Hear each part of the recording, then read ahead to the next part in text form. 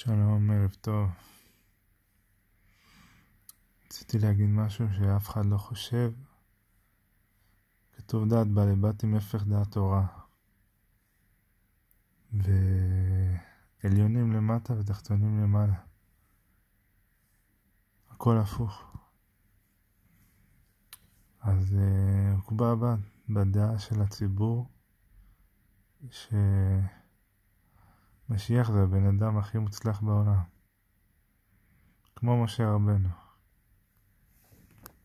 מה שבעוד מי שמבין שמלכות לית לה מגרמה כלום.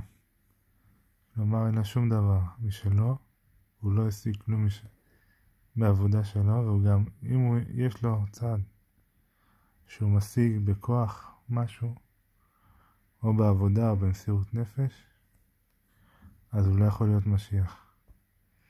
משיח לא יכול להגיד עשיתי קיבלתי. זה כל הנקודה. זה הנקודה של עשיתי קיבלתי, זה שייך למשיח בן יוסף, לכל הצדיקים, עד ביאת משיח. למה? מה הסברה פה? משיח צריך לעלות את כל העולם כולו למעלה.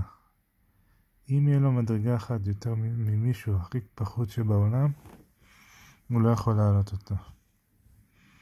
לכן משה רבנו הוא מידת הנצח, הוא לא יכול להכניס את עם ישראל לארץ ישראל, כי הוא לא סובל רשעים.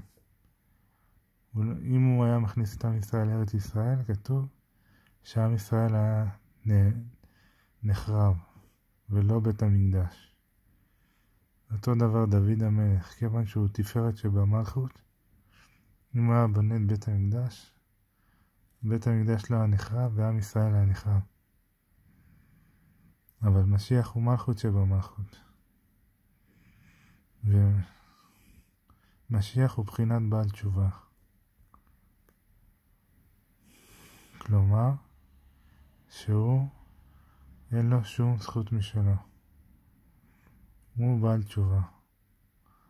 וכתוב באריז"ל שהוא גלגול של קין. קין היה בכור, וכתוב תהיה ידך על איש ימינך, על בן האדם אימצת לך. מה זה על בן האדם אימצת לך? היה צריך להגיד על האדם אימצת לך. שהפסוק הזה בתהילים מדבר על משיח. אז מה זה על בן אדם? מי זה הבן של האדם הראשון? זה קין. ובכור זוכה לכהונה, בכורה ומלכות. ולעתיד לבוא, הבכורים יהיו כהנים גדולים. זהו, יישר כוח. אמן שנזכה לראות.